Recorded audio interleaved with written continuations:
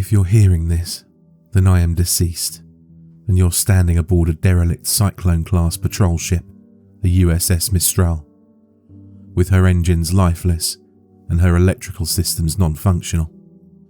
I was, the XO of this vessel, Lieutenant Commander Ryan Simmons.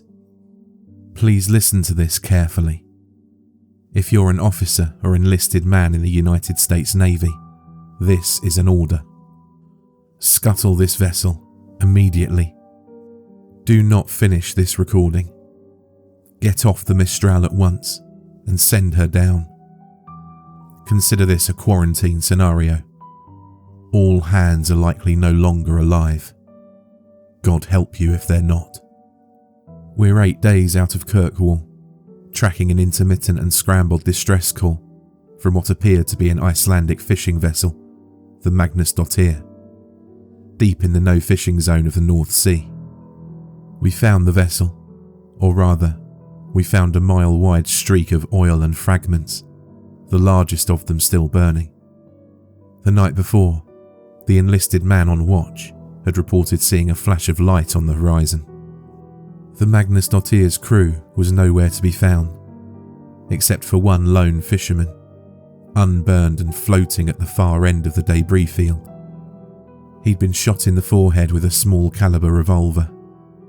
When we fished his pale blue corpse from the frigid water, he was still clutching a fishing knife in one clamped hand.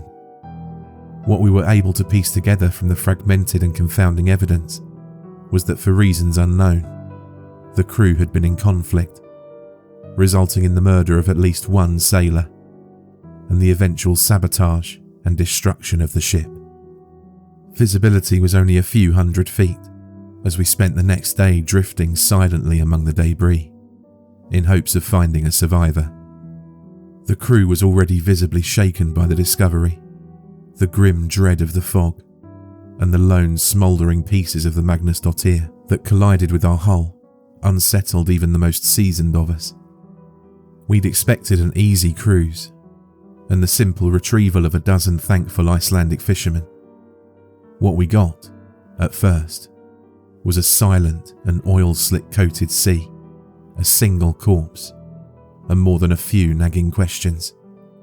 The Mistral had just been serviced after an extended tour with the Atlantic Fleet in Bahrain before her transfer to the North Sea. She was in good running order, so I can only assume that the initial mechanical failure was an act of sabotage or of some external force. It happened the first night, when our final sweep had been completed and we returned to the site of the Magnus Dottir's first transmission. There was nothing initially remarkable about the spot. A cold and lonely set of coordinates and little else. I was in my cabin, just settling down, when the call sounded from the captain, offering little information, just a stern order to meet him on deck. Dressing quickly, I emerged from my cabin into a cloud of palpable unease and fear. The enlisted men and the junior officers were coursing through the ship towards the deck like panicked rats. No one made eye contact or spoke. There was none of the usual gallows humour or camaraderie that bubbles up in situations of limited information. Just a grim inertia that pulled us out into the Arctic night. On deck, the night was unnaturally clear and cold, and the bright of the stars burned in the frosty air. Around us in every direction, just a few hundred yards away, the fog and clouds whirled, as if held at bay by our presence. The captain was at the railing, leaning over along with the men on watch. I approached him, suddenly desperate and panicked to know what was happening, when I saw it. The light flooding up from beneath us. The sea was flat, like the surface of a mirror. The water was black, reflecting the pale pinpricks of the stars. But beneath the surface, something glowed with a cold light. Pulsating shapes of violet, green, and deep cobalt blue shone from beneath. They flowed and merged and shimmered silently, deep below the glassy sea. We stared, 24 men and women, struck dumb and horrified by the sight. There was a sense of scale that emerged from the fluid movement of the lights. They seemed to be many fathoms beneath us, which would make them terribly large and impossibly fast. There were no solid shapes and no disturbance of the water, just a deep field of liquid flowing light. We watched for what seemed like hours, entranced by the mesmerizing ballet of cold light, a mirror reflection of northern lights. When it ended, abruptly, there were 3 almost simultaneous events. First, the lights seemed to contract, each mote freezing in place and collapsing like the iris of an eye in bright sunlight. Secondly, there was a tremor in the air that first raised the hair on the back of my neck. As the ghostly lights winked out of existence, it rose in intensity until I thought my eyeballs might shake their way out of my head. Through the fog of sudden pain, I heard a noise rising above Arctic wind, a humming vibration from the Mistral herself that matched the electric shuddering in my skull. It was as if every light bulb aboard the Mistral was suddenly flushed with power, flaring bright and buzzing noisily in their housings, and when the wine had reached a fever pitch, they began to pop and shatter among a shatter of sparks. From start to finish, it lasted less than 2 seconds, and we were left floating silently in the dark waters, beneath the starry sky, on a dead and crippled boat. The damage was invisible, without any obvious cause, and total. Nothing aboard the Mistral worked. Each carefully crafted system of multiple redundancies had crumbled. Every light was shattered, and even the replacement bulbs and the small flashlights we all carried held fused and useless filaments. Satellite phones, shortwave radios, all means of communication with the outside world, were useless bricks of plastic and wire. The only thing left working was this primitive audio recorder, allowing me to leave this warning. We were adrift, without sail or engine, isolated from the world by 100 miles of black and silent sea. The crew moved through the ship that first night like moles, fumbling through dark corridors, with only a few pale green chemical lights to check each system. They relayed each disheartening message like a fire brigade through the darkness, to where the captain and I stood on deck, trying to make sense of the senseless. At last, when nothing else could be done, I fumbled my way back to my cabin and tried to sleep, the darkness feeling like an oppressive many-fingered hand, slowly gripping my chest. The next morning, I again took stock of our situation, hoping for some fragment of hope we had passed by in the night. The damage was total. We'd have to find a way to send a distress call and hope that we had not drifted too far from our last known coordinates. The men may have not known the full details, but it was clear from their haunted visages that they knew how dire the situation was. The first death was that afternoon. The sounds of screaming brought me above deck and into a thick, heavy fog. High in the gloom, I could see bright, burning specks of light descending slowly. My stomach turned. It was 2 signal flares drifting uselessly through the haze. Some damn fool had fired the signal flares. I burned with an unfamiliar and foreign rage and rushed through the fog to the foredeck with hatred in my blood and my fists clamped tight. The scene that emerged from the fog broke me from my stupor. The enlisted man, a flare gun still in his hand, lay broken. The captain stood over him, clutching the railing, driving the heel of his boot repeatedly into his skull. I realized then that the screaming I heard, the high, keening wail, was coming from the captain, his face in a rictus of animal rage. Around them was a small crowd, standing motionless and silent, watching like sentinels. The captain turned to see me and dropped into a crouch, his fingers wrapping around the flare gun, and he raised it level with my eyes.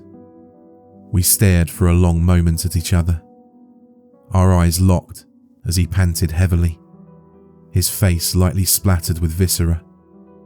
The only sound was the wet, gurgling exhale of the enlisted man. I'd served with this man for nearly a decade. This was not the man I knew.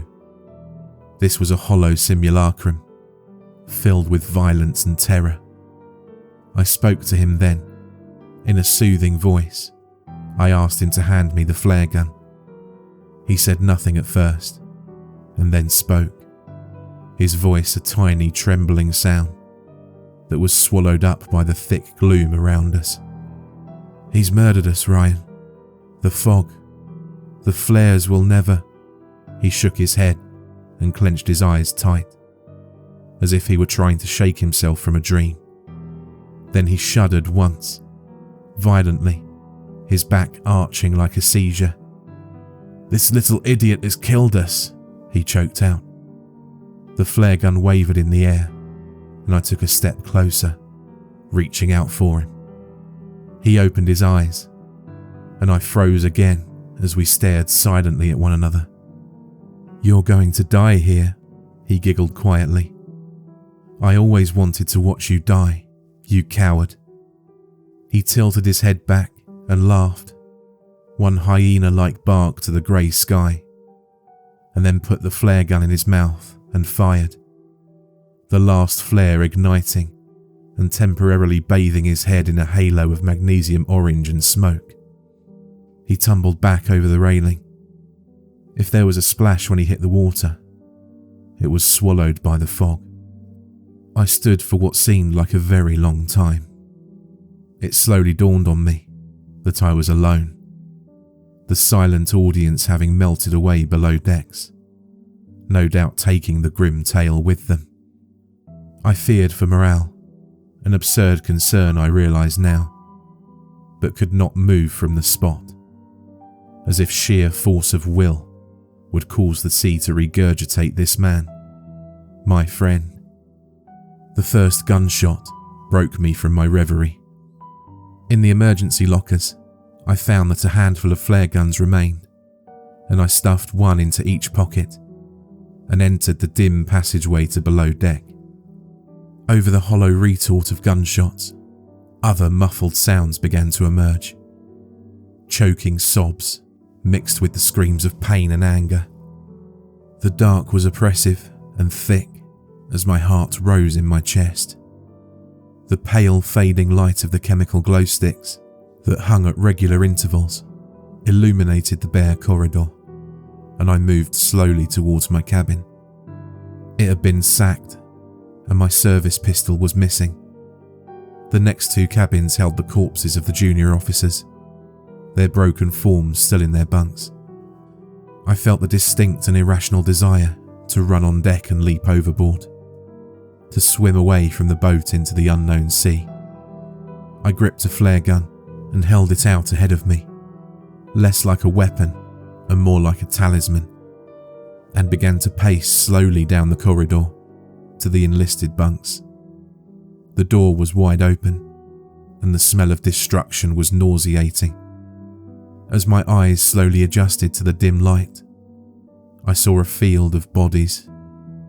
I watched in frozen terror as one man, his face a mask of rage, turned up his head to regard me, and with a weak cry of anger, began to drag himself with his arms, trailing a broken and shattered leg, towards me.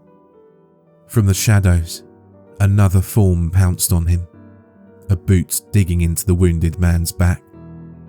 I recognised the attacker's face in the green chemical dim, a quiet and bookish young man. Like the captain, this was not the man I knew. This was a beast that wore his skin. He reached down and grabbed the wounded man's jaw.